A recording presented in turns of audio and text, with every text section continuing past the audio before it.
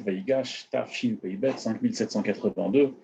Dans l'autre paracha, c'est écrit que Akadosh Baruch Hu, le bon Dieu, a dit à Yaakov, lorsque Yosef lui a envoyé les chars pour le chercher pour descendre en Égypte, Yaakov craignait de descendre en Égypte. C'était quand même pas évident de descendre dans un pays aussi développé qu'était l'Égypte et en vérité aussi développé dans le mauvais sens, dans la mesure où c'est écrit que l'Égypte était un endroit de débauche.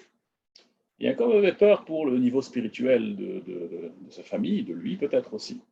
Akadosh Baruch Hu, le bon Dieu lui a dit, ne t'en fais pas, je descendrai avec toi, Anochi Erda Imcha Mitzraïma, je descendrai avec toi en Égypte, Ve Alcha Gam Alo, et je te ferai aussi monter. Ne t'en fais pas, je ne te laisserai pas là-bas. Donc, le bon Dieu lui promet, ne t'en fais pas, je descends avec toi et je te ramènerai en Israël. La Gemara dans Masechet Brachot, dans le traité de Brachot d'Af Memvav, dit la chose suivante. Si une personne rêve d'un chameau, alors il faut qu'il sache qu'en vérité, il devait mourir et on l'a sauvé. Voilà le signe d'une personne qui rêve sur un chameau. Et comment est-ce qu'on sait cela? Dit la Gemara, parce qu'il y a écrit dans le Passou, dans notre paracha, dans le verset, Ve'anochi ha'alcha gam alo, je monterai avec toi. Gam alo, un chameau, en hébreu on dit gamal, gam alo, gamal. Voilà.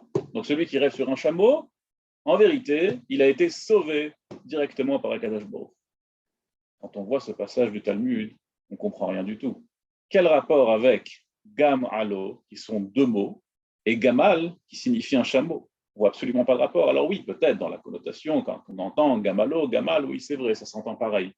Mais franchement, il faut vraiment une imagination développée pour mettre les deux en même temps, pour dire qu'on apprend gamal de gamalo, et de là on apprend que celui qui rêve sur un chameau, il devait mourir et le bon Dieu l'a sauvé. Midrash raconte que le chameau a une particularité. C'est un animal très pudique. Un animal pudique. Dans la Gemara, dans le traité de Baba Batra, la Gemara nous raconte que Bilham Racha, vous connaissez l'histoire, a essayé de maudire le peuple d'Israël. Et lorsqu'il a vu les tentes du peuple d'Israël, il a vu que les portes et les fenêtres étaient mises de manière à ce qu'il n'y ait pas de vis-à-vis entre les fenêtres et les portes, et que personne ne pouvait voir ce qui se passait dans la maison de l'autre. Et lorsqu'il a vu ça, comme ça dit la Gemara dans Baba Batra, dans Daf Samer, que lorsque Bilam a vu ça, il a dit Ma tovu oalecha Yaakov, combien sont belles tes tentes, Yaakov. Il a essayé de les maudire et Hachem a fait en sorte que finalement il a béni le clan d'Israël. Ma tovu oalecha Yaakov, combien sont belles tes tentes, combien Israël est pudique.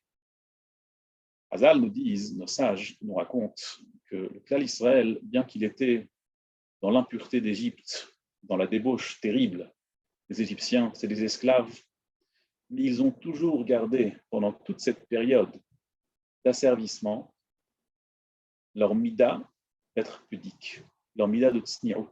Ils ont toujours été pudiques pendant toute la période où ils étaient en Égypte. Et c'est ce qui a permis au Klal Israël d'être sauvé par Akadosh Baruch Hu. C'est ce qui lui a permis de garder un certain lien avec Hachem. Un petit peu de Yiddishkeit, un petit peu de judaïté. Ce n'est uniquement cela, c'est uniquement ça qui a permis au Klal Israël de rester le Klal Israël et qui a permis d'être sauvé. Parce que Bilam a dit Matov ou Alecha Yaakov, combien sont belles tes tentes, Yaakov. Anochi Erda Imcha Mitzraïma va Anochi Alcha Gam Alo. La Shrina ne peut résider que dans un endroit pudique. Dans un endroit qui n'est pas pudique, dans un endroit où il n'y a pas de Sniout, il n'y a pas de Shrina. Il faut le savoir, ça. S'il n'y a pas de Sniout, il n'y a pas de Shrina. Il n'y a pas Akadosh Baruch Hu. La Shrina, c'est la présence divine. S'il n'y a pas de Sniout, il n'y a pas de présence divine. C'est uniquement là où il y a la Sniout, il y a la présence divine. Akadosh Baruch Hu, il promet à Yaakov Anochi Erda Imcha Mitzraïma, je descendrai avec toi en Égypte, je vais t'accompagner. Ve'anochi Alcha Gamalo, et je te ferai monter aussi. Mais à une condition. Si ta descendance reste pudique. Si ce n'est pas le cas, je ne pourrai pas rester avec. Anochi alcha gamalo, gamalo, gamal. C'est un siman, c'est un signe sur la mida de pudique. On doit tous rester tsniout, C'est la mida de Tzniout, dit Akadosh Baruch Hu, je resterai avec toi si tu es Tzniout, si ta descendance restera Tzniout. C'est la promesse d'Akadosh Baruch Hu. Par conséquent, dit l'Agmara dans Masechet Brachot, celui qui reste sur le gamal, qui est un animal pudique, ça veut dire que grâce à la Tzniout, Akadosh Baruch Hu est resté avec lui et il a sauvé une mort certaine. Ça, c'est la promesse d'Akadosh Baruch Hu. Et Iratson, qu'on puisse toujours rester dans la Tzniout et qu'on puisse toujours avoir la présence divine avec nous, Bezrat Hashem. Kol Tov et Shabbat Shalom.